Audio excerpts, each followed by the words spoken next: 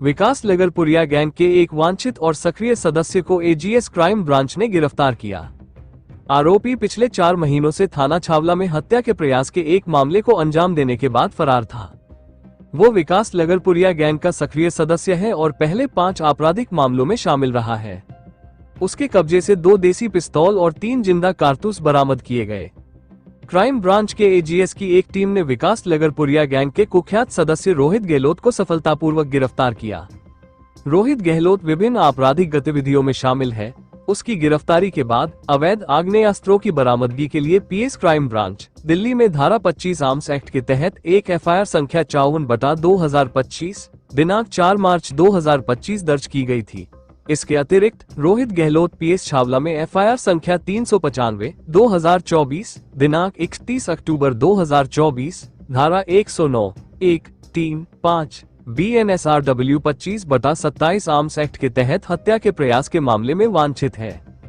PS Chhawla में FIR संख्या 395/2024 से संबंधित घटना में शिकायतकर्ता हिमांशु ने रिपोर्ट की कि 30 अक्टूबर 2024 को रात करीब 10 बजे वह अपने चचेरे भाई रोहित का जन्मदिन रवि और रोहित भारद्वाज सहित रिश्तेदारों और दोस्तों के साथ खाटू श्याम चौक, श्याम विहार, फेज 1, नजफगढ़, दिल्ली स्थित अपने कार्यालय में मना रहा था। लगभग आधी रात को जब वे केक काट रहे थे, आरोपी धारे अपने 3-4 साथियों के साथ एक सफेद स्कॉर्पियो गाड़ी में आया और उन्हें गाली गलौज करने लगा। जवाब में हिमांशु और अन्य लोग उनसे भिड़ने के लिए समूह के पास पहुंचे। उस समय आरोपी रोहित गहलोत ने रोहित भारद्वाज की कमर के पास गोली चला दी। इसके बाद हमलावर समूह को फिर से धमकी देने के बाद मौके से भाग गए। इस घटना में विकास लगरपुरिया गिरोह के सदस्य शामिल थे, विशेष रूप से धारा उर्फ धारे, अमित उर्फ मिट्टा, संदीप उर्फ बिल्ला और रोहित गहलोत, जिन्होंने क्षेत्र में अपना वर्चस्व स्थापित करने के लिए पीड़ित पर गोली चलाई।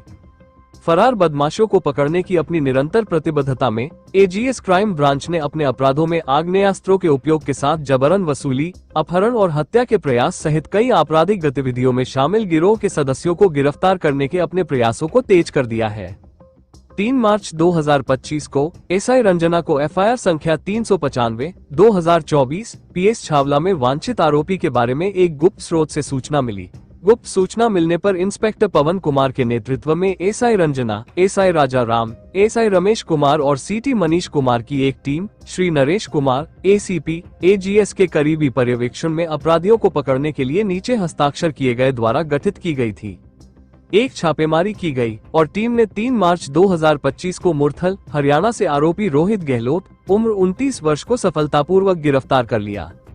रोहित गहलोत एफआईआर संख्या 395/2024 दिनांक 31 अक्टूबर 2024 धारा 109, 1, 3, 5 BNSRW 25/27 arms act PS Chhawla Delhi के मामले में वांछित था।